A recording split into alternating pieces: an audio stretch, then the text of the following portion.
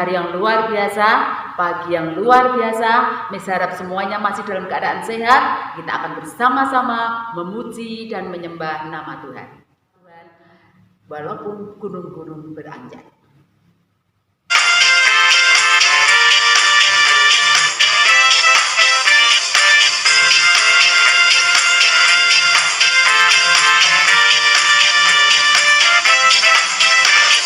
Biarpun gunung-gunung beranjak dan bukit-bukit pun bergoyang, namun kasih setiamu tak akan beranjak dariku. Biarpun gunung-gunung beranjak dan bukit-bukit pun bergoyang, namun kasih setiamu tak akan beranjak dariku. Tak akan beranjak, tak akan bergoyang, tak akan beranjak, tak akan bergoyang.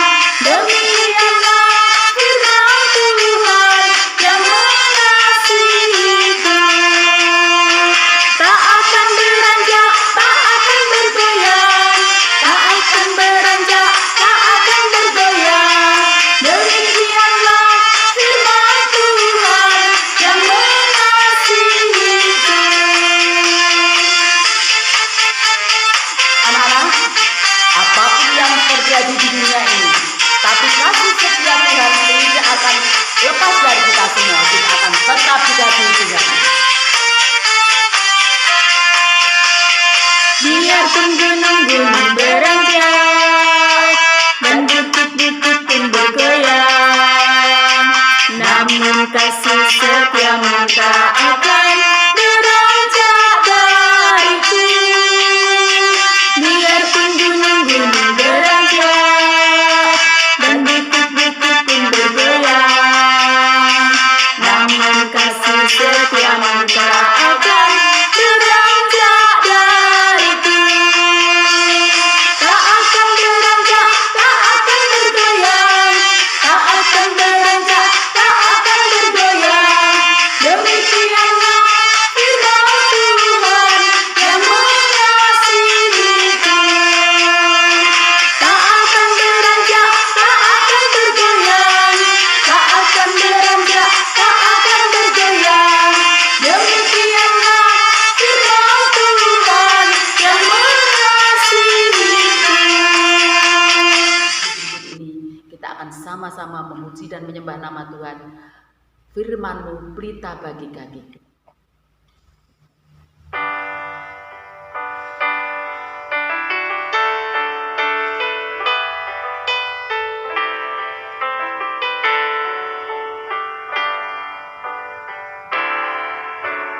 Firman-Mu pelita bagi kakiku, terang bagi jalanku. Waktu ku bimbang dan hilang jalanku, tetaplah Kau di sisiku, dan takkan ku ragu, asal Kau di dekatku, besertaku selamanya.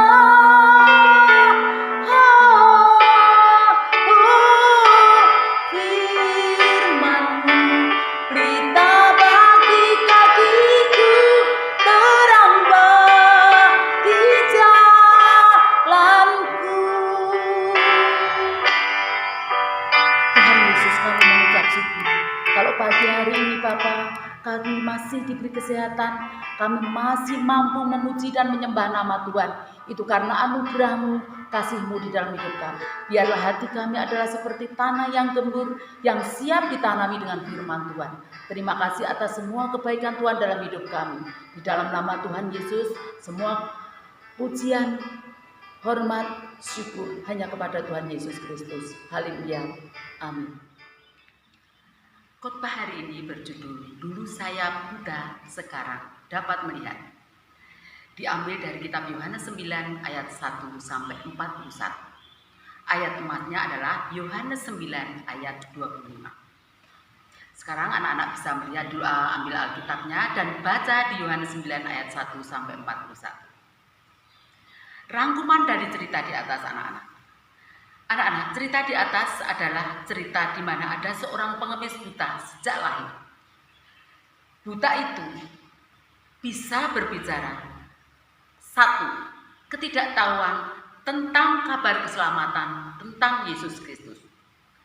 Itu bisa dikatakan buta, anak-anak. Mereka tidak tahu apa atau arti kehidupan terhidup ini. Dia tidak mengetahui tentang kasih terang Yesus Kristus. Terus kemudian yang kedua, buta yang berikutnya lagi adalah berbicara tentang sakit penyakit. Di dalam cerita Yohanes 9 ayat 41, itu diceritakan bahwa pengemis itu mengalami sakit penyakit buta sejak lahir. Bagaimana kamu bisa membayangkan kalau orang buta itu seperti apa anak-anak? Yang mereka lihat hanya hitam, kelam, gelap. Dia tidak bisa melihat secerah sinar pun di dalam kehidupannya. Yang mereka lihat hanya kekelaman saja. Itu membuat apa, anak-anak? Sakit penyakit itu tadi membuat orang menjadi frustasi. Sama dengan pengemis tadi, dia menjadi frustasi tentang hidupnya. Jadi kalau kalian melihat orang yang sering sakit, masuk ke rumah sakit, keluar lagi, masuk lagi ke rumah sakit, keluar lagi, itu orang itu akan mengalami frustasi karena dia mengalami sakit penyakit yang tidak kunjung sembuh. Yang ketiga, anak-anak, kebutaan yang berikutnya adalah berbicara tentang kemiskinan. Bagaimana kalau dia sudah tidak mengetahui tentang kasih Tuhan Yesus Kristus, kemudian dia cacat permanen sejak lahir, buta. Terus kemudian apa yang dia kerjakan? Kalau dia duanya sudah tidak memiliki profesi, apa yang dia bisa kerjakan? Tidak ada lain kecuali mengemis. Di dalam Yohanes tadi dikatakan bahwa dia mengemis di depan pintu bait Allah. Hidupnya hanya menunggu belas kasihan orang yang lewat ke situ untuk memberi sedikit sedekah untuk kelanjutan hidup si pengemis itu tadi. Inilah yang disebut dengan miskin yang ketiga. Di dalam Yohanes diterangkan bahwa suatu hari ada sesuatu yang luar biasa di kota itu. Dia mendengar desus-desus. Ada Tuhan Yesus Kristus, Sang terang dunia, Sang pemberi harapan, Sang memberi penghidupan itu lewat ke kotanya. Dia ada di kotanya. Hati pengemis itu menjadi bergejolak penuh harapan. Saya harus menemui, saya harus bertemu dengan Tuhan Yesus Kristus. Dan benar, anak-anak, dia ini Yesus Kristus ini pasti menjadi solusi bagi hidupnya. Dan ternyata itu semuanya benar. Tuhan Yesus Kristus melewati bait Allah. Dan dia melihat pengemis itu di depan pintu bait Allah. Terdorong oleh belas kasihan Yesus Kristus. Kemudian apa yang terjadi, anak-anak? Tuhan Yesus menghampiri pengemis itu. Belum sempat si pengemis itu, "Hai Tuhan, tolonglah aku, tolong, kami membutuhkan pertolonganmu." Tetapi Tuhan Yesus tergerak oleh belas kasihannya menghampiri anak-anak. Lihat, menghampiri. Menghampiri siapa? Pengemis itu. Dan kemudian dia meludah di dalam tanah dan tanah itu diambil dan dioleskan ke matanya. Dan kemudian suatu keajaiban terjadi. Apa yang terjadi, anak-anak? Pengemis itu bisa melihat. Dia bisa melihat sekelilingnya menjadi terang-terang benderang. Dia menjadi penuh harapan. Dia bersuka cita. Kemudian Tuhan Yesus berkata apa? Bersihkan dirimu ke kolam Siloam. Terus kemudian dia menurut, tidak membantah sedikit kan. Bersihkan dirimu di kolam Siloam. Dan apa yang terjadi? Semuanya menjadi bersih, menjadi indah, menjadi penuh pengharapan bagi si pengemis itu tadi. Anak-anak, inilah yang disebut dengan solusi hidup. Tuhan Yesus Kristus sudah menyembuhkan si pengemis itu. Dan apa yang terjadi? Kemudian dia menjadi percaya Inilah Tuhan Yesus Kristus. Inilah Tuhan yang kami tunggu. Inilah Mesias anak Allah yang hidup, yang memberi pengharapan kepada seluruh umat manusia. Kemudian anak-anak, apa yang terjadi? Kemudian dia pulang ke kampungnya. Seluruh orang diberitahu, aku sembuh, hai, aku sembuh oleh Yesus Kristus orang Nazaret itu. Terus apa yang terjadi anak-anak? Orang-orang itu menjadi, seluruh kampung menjadi percaya. Tetapi kemudian dia kembali ke Bait Allah. Apa yang terjadi di situ? Dia diusir. Bahkan orang Farisi itu tidak percaya kepada Tuhan Yesus. Tidak mau tahu, tidak percaya kepada Tuhan Yesus. Diusir, ini orang tidak ada gunanya. Sudah pengemis buta lagi. Anak-anak, apa yang terjadi? Dia tidak mundur. Dia tetap percaya dalam hatinya bahwa Tuhan Yesus adalah Tuhan yang hebat, Tuhan penyembuhku, Tuhan penolongku, Tuhan harapanku. Dialah si Yesus Kristus, my Savior. Yesus Kristus is my Savior. Ya anak-anak Tuhan ya. Dan inilah yang harus kalian perhatikan, bahwa karena kebaikan Tuhan Yesus Kristus, segala mukjizat akan terjadi. Apapun yang terjadi dalam hidup kalian anak-anak, mungkin terjadi sakit penyakit, kemiskinan karena mungkin sekarang pandemi, semuanya dalam keadaan ekonomi kurang baik. Tetapi ingatlah terhadap Tuhan Yesus Kristus bahwa Tuhan adalah my Savior. Dia akan menolong kita, menyembuhkan, dia menjadi solusi bagi hidup kita. Begitu dulu anak-anak khotbah hari ini. Semoga khotbah hari ini berguna untuk kita semua. Yuk kita berdoa.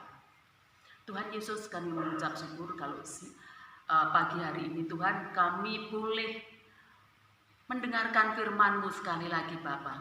Biarlah firman itu menjadi sesuatu yang berguna di dalam hidup kami.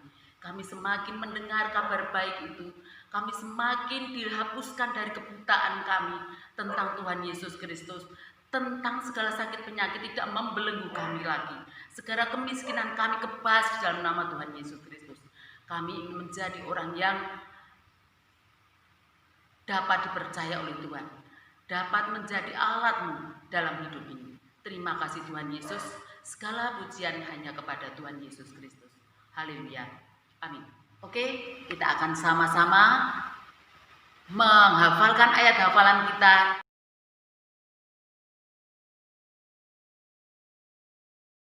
Akulah jalan dan kebenaran dan hidup. Sekali lagi, akulah jalan dan kebenaran dan hidup.